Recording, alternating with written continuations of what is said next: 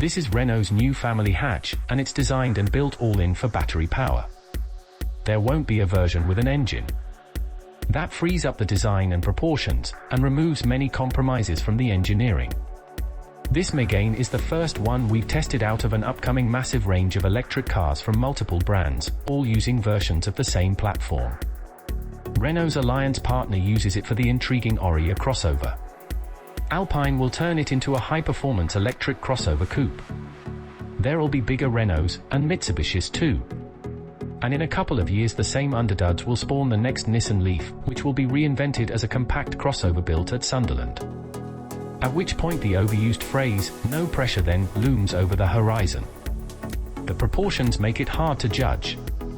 But it's just a normal size family hatch. Actually a little shorter than most.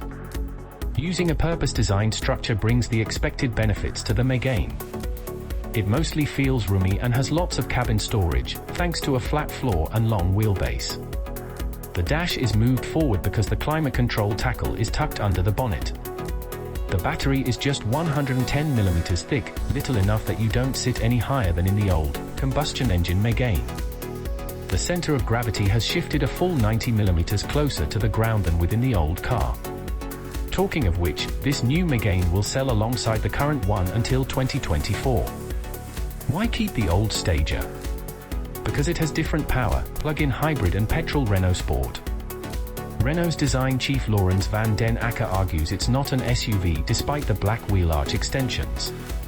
An electric vehicle needs to be super fluid and aerodynamic or you don't get anywhere.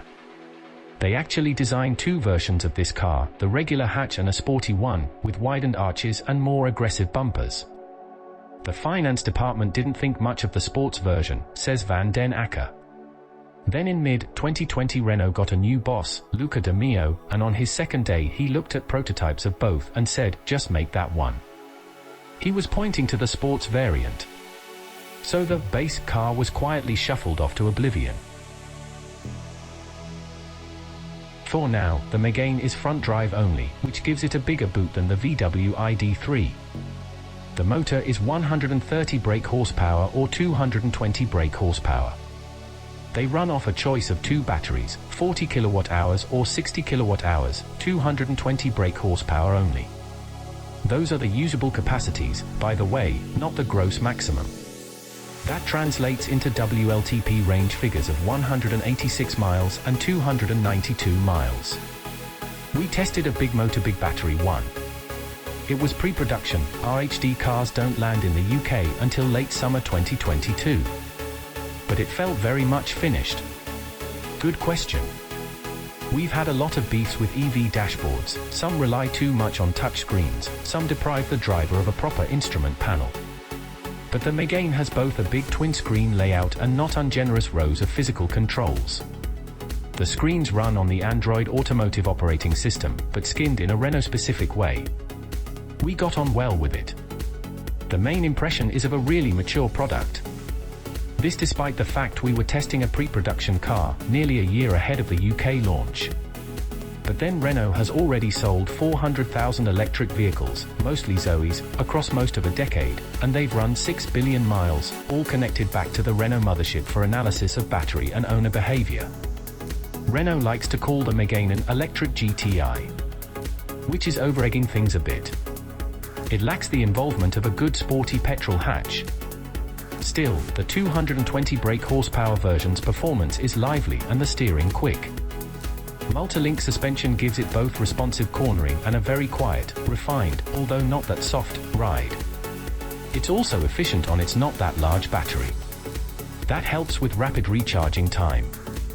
Click through to the driving tab for more on that. This Renault is fun to drive, so you might be tempted into range blunting speeds that negate the car's clever efficiency measures. Go sensibly though, and the range compromise is enough for most. Possibly the back seat space is tight for a leggy family. But for those, Renault will no doubt have other longer range derivatives before many years have passed. That's just standard practice in this business. As for the non-electric parts of it, the Megane is conventionally desirable and has a handsome, well-finished and easy-to-use cabin. The Megane is a car for people who know and like normal cars. You'll find little of the bare design or eccentricity that mark out the VW ID3 or i3 or Leaf as pioneers. We had the Megane EV60. That figure is the net battery capacity in kilowatt-hour. It's the larger of the two choices. There's also a 40.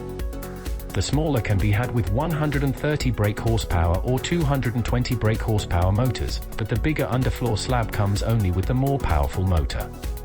So that's what we had to slum it with, along with 20-inch wheels and all the driver assistance.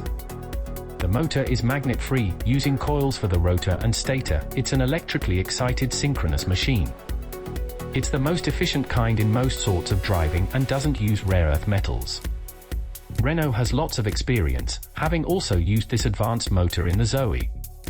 So there are no glitches in the way the Megane pulls, with a neat liquid smooth departure from rest and clean acceleration all the way to and beyond motorway speed. Even French motorway speed, as we found. In France.